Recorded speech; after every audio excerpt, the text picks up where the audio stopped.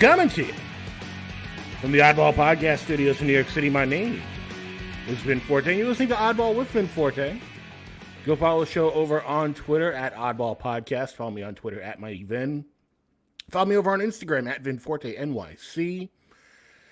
And look, if you're only listening to the podcast, I've been saying it for a couple weeks now, go watch the podcast over on youtube.com/@OddballPodcast. And if you're only watching and you want to go for a run and listen in your car, you know how to get conventional podcasts. I don't need to belabor that point. Something that I will belabor is the fact that we got a guest today. Mr. Martenzie Johnson comes in via ESPN and Andscape. I don't know why I'm saying that like it's one of their radio shows. Like, we got the Pennzoil Performance Hotline. We got Martenzie coming in. But he's been all around ESPN, Andscape, doing, should be back on Around the Horn soon, doing a lot of stuff with ESPN Radio. He comes on every month. And here he is, Mr. Martenzie Johnson. What's in the words of the great wrestler Cody Rhodes? What do you want to talk about? Nothing, man. Nothing new happened today. It's just a regular Wednesday, Vin. I was just working on some stories, watching a little TV. Nothing major happened that would have anything to do with me. No, you're not. You're just a fan of Milwaukee. That's why you're wearing your Milwaukee shirt. Yeah, no big deal. Hold on, make sure my headphones are straight. I forgot about that. I'm sorry. And I got this specific shirt because now let me tell you about this shirt. So if you notice, it says Milwaukee. It does not say Bucks anywhere on here. It says 2021 World Champions. It doesn't say NBA Champions. And if you notice on the jerseys, there are no logos. There are no words that make it. It's a bootleg, like a bootleg tee. Oh yeah. So at the championship parade, I was a bit of a sicko, and I bought like 10 shirts, and this was one that was being sold on the side of the road. But it's good today because I think this is one of the few shirts I have that has my man Drew Holiday. Poor Drew. He's not dead, but he's going to purgatory at this point. But he made the classic mistake of professing his love for his job a little too much, and then got let go the next day. Yeah, so something tells me he must have known this was a possibility, and so he got out ahead of it and was just like, "Look, y'all, I'd actually want to stay." Like what no one's ever said before in life ever, but I actually want to live in Milwaukee the rest of my life. And the very next day, he got traded. But it's let me just start there. Drew Holiday is one of the best point guards that the Bucks have ever seen. His defense is obviously unmatched aside from Jimmy Butler last year. I do have to admit that. But aside from that, great human being, great player. And it sucks that in order to get Dame Lillard, he had to go. So hopefully he isn't stuck in Portland and can go somewhere other than Miami and possibly compete for something. But that's all out the way. It's Dame time, Vin Forte. I didn't think the Bucks had any legitimate chance in these sweepstakes. Even my own Mark Spears was saying that the Raptors seem to be leading the line as of this past weekend, but nope, it's the Milwaukee Bucks. Bucks in 6. They'll win the championship this year, Vin. They'll probably win it next year. Whenever Dame contract ends, that's when they will likely lose. But the Bucks got at least 3 more championships. I was going to say, he's got 4 years on that contract, so he's going to be there a little while. Yeah. And towards the end, I think he gets up to $60 million. So that's going to be interesting. But hopefully the cap room or salary cap catches up with that by the end. But it doesn't look great towards the end of that contract. But I ain't thinking about tomorrow. I'm thinking about today. And today, despite all the odds, then Dame Lillard is a Milwaukee Buck. Now does this shine a little more light on, because at the time of recording, it's only been 2 hours since this big reveal, and I've already seen people dig up that clip from the All-Star game this past year, where they did the live draft, and Giannis as captain of his team, first pick, Dame Lillard, not Drew Holiday. Mm-hmm. I mean, he might have been forecasted. Like, if you take I'll get back to the actual All-Star game, but if you take the actual points that Giannis had been making recently, one thing stood out to me, and I think others as well, was him basically like, I'm sacrificing my family to do this, which let's just, outside of the basketball context, do not sacrifice your family for your job. Honestly, in the basketball context too, don't do that. Like, your family is forever, your job is temporary. But beyond that, that I felt like applied to one of two people, or maybe even both. Chris Middleton and Drew Holiday, Drew Holiday. Both of them have families, both of them have wives, I believe. So, and they're the stars of the team. I don't think Giannis cares what Grayson does in his downtime, you know. So he was probably talking about those two in particular.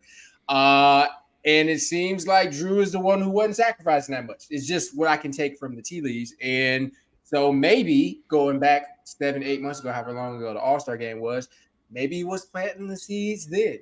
They've spoken nothing but highly of each other over the years, including Dane saying, I think 2022, or tweeting in 2022, if there was like one person he wanted to play with, it was Giannis. So maybe all along, you know, this was everyone's long game, and you know, it was just smoke screens with the Heat and the Raptors and whoever else the fuck.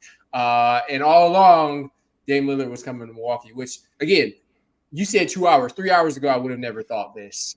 3 days ago, 3 months, 3 years, I just would have never considered. No, I mean, you talk about something that completely came out of nowhere. Like this, in a world where we know, like you just mentioned, reading the tea leaves, like most of these things we know kind of where it's going. This genuinely came out of nowhere. Yeah, this is one of the few times where like the front offices weren't leaking every single possible thing that they could to the media, which, you know, benefits us, obviously. But the fact that no reporter was willing to put their name on the Bucks are a possibility here, I guess speaks to how well the negotiations went between those two teams in particular. Because like you said, like I don't think anyone saw Kevin Durant to the Suns, but I mean, you just knew he was going somewhere.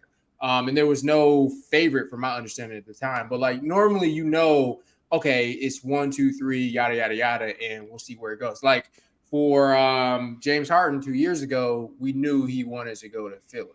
You know, but this, no, Dame didn't ever. I don't think he was on. I don't think Milwaukee was on Dame's list. I never saw any reporting that made it seem like the Bucks were a contender, other than the fact that obviously they had that assets to be able to do it. But I didn't think there was a strong enough, and I didn't think the Bucks were willing to give up on Drew, to be quite honest with you. But going back to that Jimmy Butler thing, I mean, they might have just seen that maybe Drew had reached the peak of his abilities at 33, 34, and it was only going to be downhill from there. So they might as well take a swing on someone who can average 30 a game. Well, you mentioned Jimmy Butler, and yeah, very quickly he got on the gram and was scratching his head and making accusations about, like, straight up, like, oh, hey, NBA, you might want to look into this tampering thing with Milwaukee. And I don't know if that's something advisable that you should be doing, like, on Instagram, like, going and just throwing accusations of tampering out there. Honestly, I mean, it's funny because tampering in what sense? It was a trade. It wasn't a free agency signing. So right. That doesn't apply here. But respectfully to Jimmy Butler, you thought it was one way and it was another way. Good luck the rest of this upcoming season with Tyler Hero and Kyle Lowry. You know, maybe you're running back and make it to the finals again. But I'm not ashamed to say they did beat the Bucks last year. That was an accomplishment in and of itself. But, you know, maybe that rough, you know, overachieving team will make it back to the finals. Not likely, but they might. You know, they got the same thing intact. Made it 2 out of 4 years. Like, who's to say? Like these people like immediately clowning the Heat. Like, I get it. Like, you wanted Lillard and you're not going to get him. But like all the talk right, but like even with that, like for the past couple of weeks, all the talk has been, well, you know, if they're gonna have to give up like Bam and don't even make the trade. So they were just like, fine, we're not gonna make the trade. And now that they're not gonna make the trade, all the Heat fans is like, why didn't you make the trade? It's like, well, you can't have everything. Yeah. Honestly, I think, and this happens a lot, kind of in hindsight after stuff happens, but I think we all should assume something was up with that deal because why did it not get done? They've Right. been talking about this since June, and there was no other suitors and there was no other possible options. The trade would have been done by now. Because why wait until a week before training camp starts if you didn't have something in place? So this just tells me, the Heat tried, however they did. The Blazers didn't like it, and no one appeared to budge over these last couple of months. So we should have all moved on from the Heat at that point, because if there's no other suitors, there's no other possible alternatives to the Heat, then why was there no trade? And now we see today exactly why that's the case, because the Trailblazers found somebody else. Yeah. Does it put the whole Dame trade situation in a new light that he's going to the Bucks ultimately? Because it makes me think now that the Trailblazers were holding some cards closer to the chest than we may have figured. Because for the entire summer, basically, we've all been under the assumption that he just wanted to go to Miami. That was it, wasn't going to budge, and now we see he's going to the Bucks. Is this more of a last minute thing, or do you think this could have been something that was somehow kept really hush? That's a good question. It might be a little column A, a little column B. I think something tells me Dame wanted to go to Miami, not particularly because of the whole culture thing or that he wanted to live in Miami. That might be the case. I think it was just this team went to the finals last year. They have the cap space to accommodate this. I can replace their 20 point per game guy. It's a perfect fit. If he had the choice between the Heat, and I'm not talking about locations, but if he had the choice between the Heat and the Bucks, I don't think there's a clear better answer between the two. They're both very good teams. Now, one, obviously the best player on one of those teams, I think you can say is clearly better than the other. And that's not to take anything away from Jimmy Butler, but like it speaks for itself. So I think it could be that they didn't have anything in place with Miami all these months, and then it just came together in the last couple of days. Though I will say it seemed like some reporters were hinting in the last couple of weeks that other teams were kind of lapping the Heat at that point. Or it could be that the Trailblazers and Bucks were working on this for a long time, and maybe again with days to go before training camp and media day, they finally decided to do it. But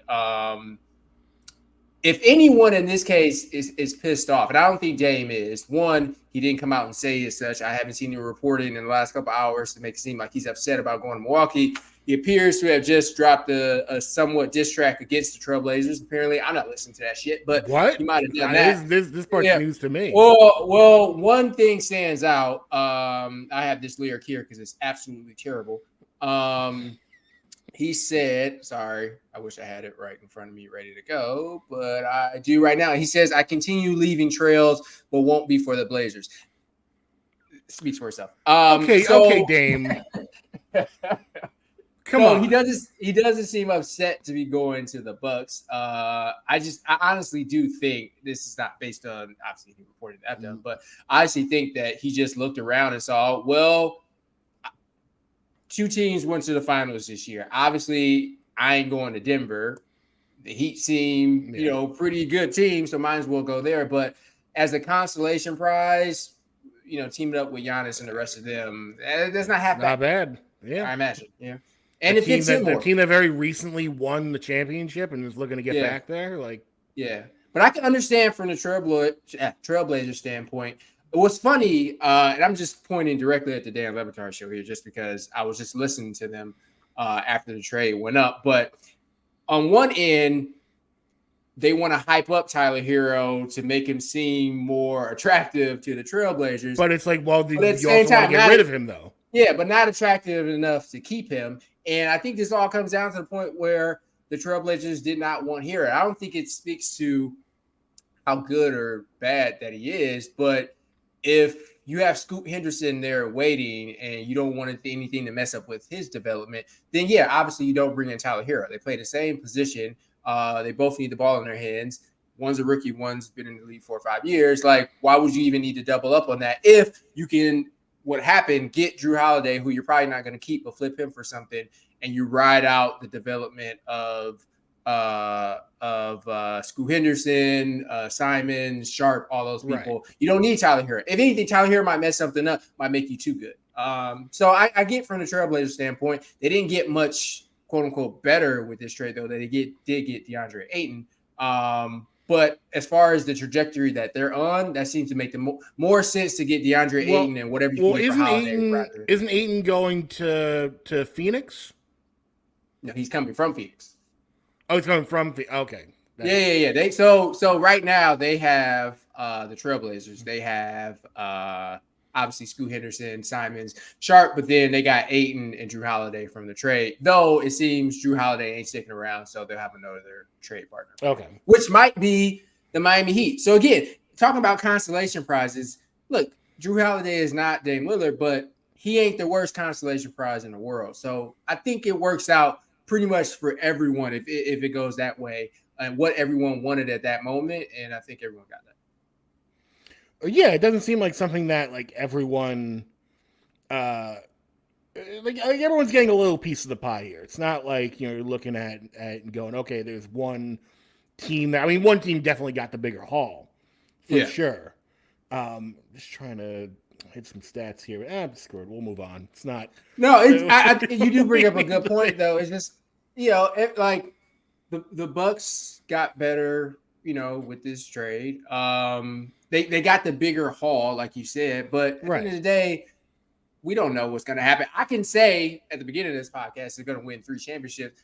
I don't know. I don't even know if Dame's going to play more than 50 games. Like, we don't know what's going to happen. So who wins now isn't indicative of who wins later. It could be none of these teams, you know. Well, I want to stick with Milwaukee for a second because the past couple of weeks I've wanted a question answered, and you're the guy to answer it. About this man. Yeah. The Thanasis Antetokounmpo. Okay, yeah. Okay. I like what is his deal? I know that he's only on, like, look, there's no secret. Like, he's on the team because Giannis is on the team. Of course. And I've heard that it goes back to, like, when Giannis was trying to, get to America. Like, you want to bring the family with him. Like, okay, fine. If you got to have Thanasis on your team to get Giannis, like, obviously you got to have him on your team. Yep. But is there something us on the outside who don't follow the Bucks as closely as you are missing? Where a lot of people are like clowning him. I checked the numbers last episode. I did a whole thing where it's like, at his best in that championship season, he averaged 3.4 points. Last season, he only averaged 1.6 points or something like that. Like, is there something we're missing where like if you ask guys on the team, hey, what does Thanasis bring to the table? They would go like, oh, like, it's, you know, you just don't watch enough Bucks games. Like, you don't see what he does that we see. Yeah, you ain't got to go that deep. Let's just put it this way: you're a fan of the Nets, correct, Vin? Yes. Fan of the Nets. Who's the 15th man on the Nets?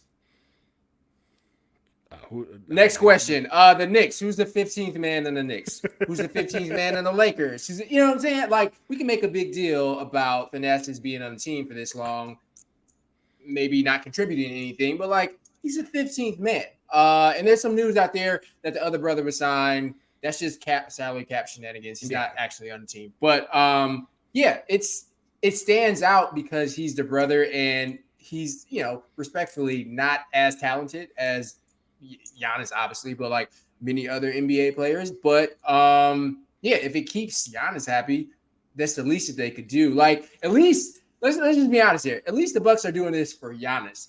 The Knicks were out here doing this shit for J.R. Smith. So it's like, at least we got some morals and some standards, you know, and we have some form of shame in how we, you know, deal with our nepotism. But it's open nepotism. Yeah, it's clear and open nepotism. But it's like, again, he doesn't play ever really. He gets in sometimes and he gets in garbage time, and he's a hustle kind of guy, and he amps up his brother before every game and when he's down and when they're struggling. So he provides that, but I'm not going to get too deep in that because really it does not matter because he's the 15th man and absolutely no one knows the 15th player on the roster. So it's a non-issue, I would say. But now, granted, all these jokes that I see, I will laugh at them, but I don't really, you know, we like internally us people who root for the Bucks. I mean, we've been talking about this for years, but it's not like, oh, he's taking up a roster spot for who? Well, whose that's roster the part. spot is he taking? That's the part I don't get, because like Shannon Sharp came out and made some comments that on First Take that people kind of gravitated towards, where he was like, "You got 2 spots on that roster that people are taking up, and when you want, people to come in and help you guys out, and you got 2 of those being filled up by your brothers." And to your point, it's like you're not filling up Drew Holiday's spot. Yeah, actually, like, you're not filling up Chris Middleton. Like you're filling up the 15th spot on the roster. Yeah, with a guy who ostensibly is a good luck charm. Yeah, I got something that can get this point. 1 sec. Give me 1 sec. Yeah. I hope he's got a prop. I hope he's coming back. That would really bolster the YouTube numbers. Oh, yeah, I definitely got a prop because I told you I bought like 30 shirts. Now, how many people can anyone name on this championship team shirt? You know the people in the front, but that back row there, which includes the Nasses, how many of those people can you name, Vin? I'm pleading the fifth. 0. Absolutely 0. And that's 5 players in that back row instead of 1. And that was a championship team, Vin. I don't even know if Jeff Teague is on that shirt because he got there so late. And that includes Jeff Teague. You know what I'm saying? So it's just like, you follow the team. You don't even know if Jeff Teague's on the shirt. Yeah. So it's just like, I get it. Them jokes are funny, but when it gets into like actual criticism of Giannis and like saying that his brothers are taking up 1 or 2 spots, it's like, bro, his 3 other brothers could be on the team. It wouldn't make a difference. Like, it's not like they're going to play anyway, especially not in the playoffs. So again, I'm all for it. I'm not mad about this. I'm not serious about it, but it's just like, just make the jokes. But like, if it turns into like serious criticism of the Bucks and Giannis and all that stuff, it's like, come on, y'all don't even know. And Lakers fans loves every single player in their team. I saw someone saying that the Lakers should get Drew Holiday, and I'm like, bro, they can't sign every single player in the league, but they don't even know the 15th man on that roster, right? It could be LeBron's. It could be one of LeBron's sons already. We wouldn't know, like, because it doesn't matter. Like, come on, man. It's getting real. I think we're gonna move away from basketball for now, and we're gonna move to a little college football because you can't have this is worse. So Deion this past week, Colorado finally lost a game, and there's so many like feelings and ways I want to go with this, but I'll just kind of open the floor for you. Like, what's your takeaway from their loss? There's a million different directions we could go in. That there's so many directions, but one I will say is that they barely beat Colorado State 2 weeks ago. So that's probably should have shown us that maybe going against Oregon and to go further to that point, USC this week, maybe we should temper the expectations a little bit. And I don't know if anyone was thinking national championship, which would be foolish anyway to think that any team from the Pac-12 could win the national championship. But no, but there were people who were like, he won 3 in a row. Who's to say he can't win against Oregon? And Oregon came out and smacked him in the mouth. And yeah.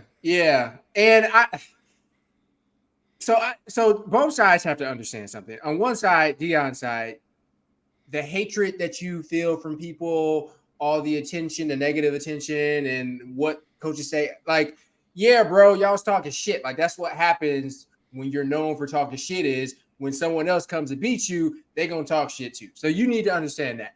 On the flip side, people got to chill out. It's only Colorado, y'all. I know it's Deion Sanders, but like, you shouldn't be damn near about to rush the field because you beat Colorado. Like, at the end of the day, they still are who they are. So I enjoyed everything leading up to that game because I'm impressed. I will say my criticisms of Deion aside, I'm very impressed with the job he's done. And it seems clear that the one skill that he has that maybe a lot of coaches don't have is to inspire the kids to play their absolute best. Like, these kids jokingly would kill for this man.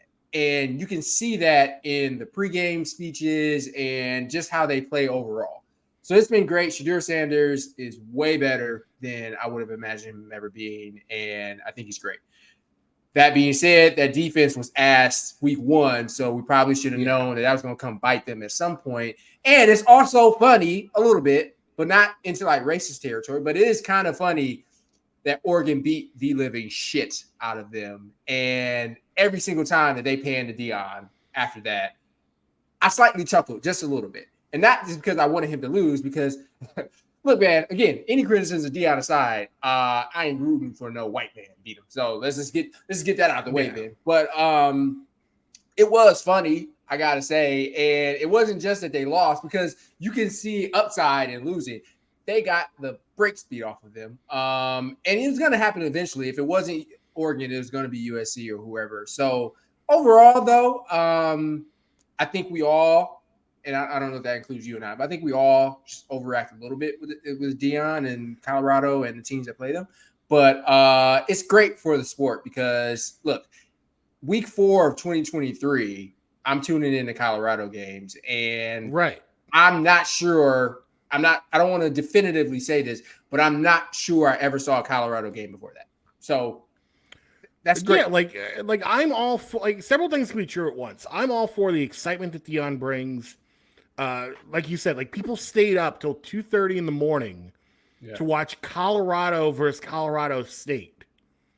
Insane, and it was worth it. Like it was a good game. Yeah.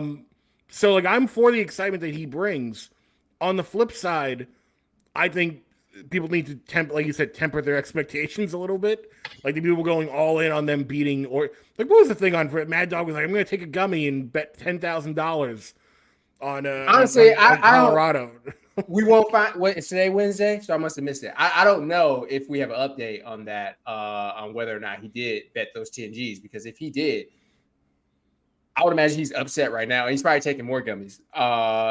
Because that's a lot of, like, I considered it because I was like, I didn't know if Colorado was going to beat Oregon, but I was like, 21, 23-point underdog, that seems excessive. I don't think Deion going to go out like that. Luckily enough, I don't remember none of the passwords to my betting apps, because now I'll be out of $100, $200, whatever it may be.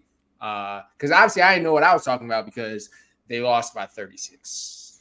Yeah, and like a lot of people I think are making a little too much to do over the Oregon coach and his speech. Like, again, two things can be true at once. I don't have a problem with the speech itself, because that's just what football coaches do. You got to hype your guys up. Hey, you see all the flash and the Lil Wayne, the Rock. You know, we don't have that over here. Like go out there, like we're gonna do it because we want to do it. Fine. What is also true though is some people are getting a little too into that speech. Being like the one person that everyone retweeted this past week, where it was like, yeah, this guy represents us. It's like, who's us? What's going on here? What do you mean by that? What are you talking about? The speech. So I'm all for it. Like, I like shit talking. I like hating. I like all that in my entertainment. The one thing I had an issue with, and not even just an issue, but it's just like, how dare you, was the idea that Colorado was built on flash or whatever he said. Like, you are Oregon, sir. You never worn the same jersey combination twice. I've seen your helmets be like chrome. Apparently, your the spikes were like determined. The color of the spikes were determined like the heat, the inside heat of the player. All the jersey combinations, the field and basketball, how that court looks like. All Oregon is flash and no substance. Let's just be completely honest there. And for you to try to use that against Colorado, it's just hilarious. But aside from that, like, yeah, he had every reason to use everything against Colorado. Not to mention some of that footage I saw of them boys wilding out before the game. But yeah, he was completely justified in using whatever he needed to get his players to play. And lo and behold, it worked, because he beat them by 36 points and didn't score, I think, until close to the end of the fourth quarter. So it worked, but I mean, we ain't got to lie in our pregame speeches either. Like, you can just say, hey, they're Hollywood. Hey, they can, all this other stuff. But like the idea that you all being Oregon are above flash, like, get out of my face, man. Yeah. No. I don't even know what this next topic is, but I'm going to guess it's Travis Kelce and Taylor Swift. I'm just going to go out on a limb and say it's that. Well, we'll find out together. So close. So close. So close.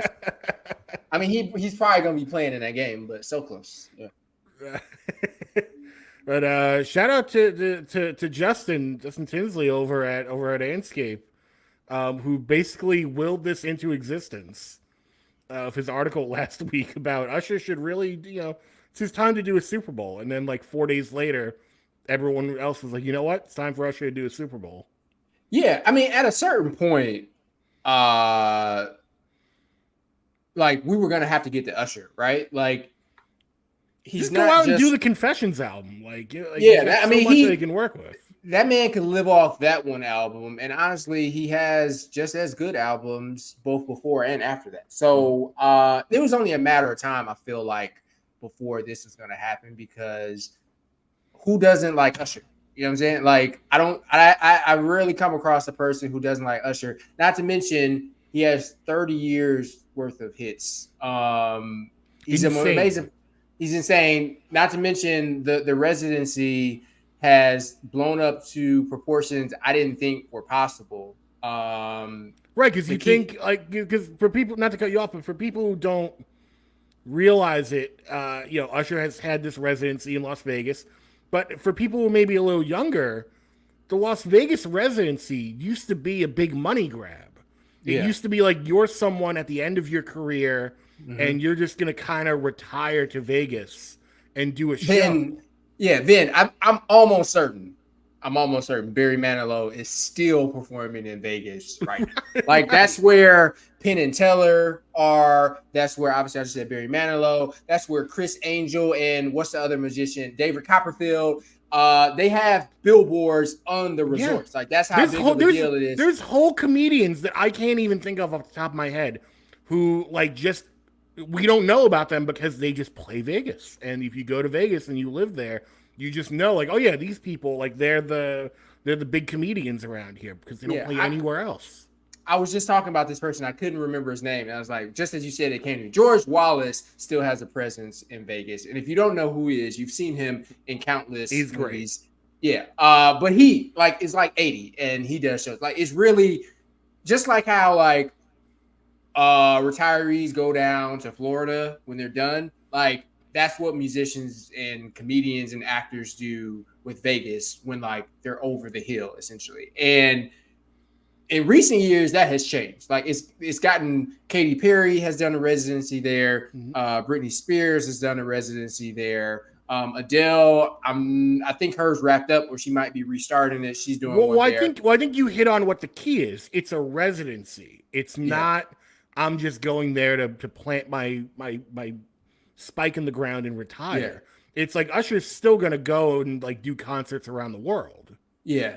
In which apparently he's gonna launch a tour after this. But for the last 2 or 3 years, I imagine he's just been living in Vegas because he'll stop for a couple months, but when he's on, like he's doing multiple performances a week. And I went to not the one that's at MGM right now. I went to the Caesars Palace one or Caesars one, and that was a lot even then. That was like a 2-hour show. And like, he has to keep that up. And he's been doing this, I believe, since the summer of 2021.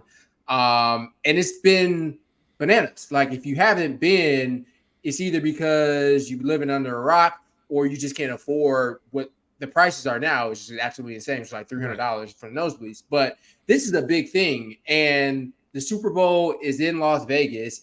You ain't even got to pay for his travel, man. All he's doing is driving down the strip. So it seemed like the most obvious thing, especially in the line of people that he's coming behind. The Weeknd, Dr. Dre and them, Rihanna, obviously last year. It was going to get to Usher at some point, and I'm glad it is now because the perfect tie-in with his residency in Vegas is going to be a great show if it's anything like the thing that I saw. Though I will say I hope he leaves that EDM shit at home. No one wants to hear, oh my God. Though I believe that's one of his few number one hits. So he's got to play it because NFL. But God, I hate that song. And I hate the EDM set and everything. But outside of that, it's all good. Yeah. And God, no, why'd you have to remind me about EDM Usher? I was thinking the whole time about you were just talking about R&B Usher. You were just talking about cash grabs, and that's what everyone was doing in like 2010, where it's like auto-tune mixed with EDM, and everyone was like about to get that EDM bag. And Yeah, it was a dark time around like 2009, 2011 in R&B because, and I don't even want to blame T-Pain because he actually did it well. The rest of them, they were absolute right. Well, that's what garbage. always happens. Someone comes along and does it first and does it well, and then everyone else is like, "Well, I could do that too." It's like, well, no, Yeah. you can't.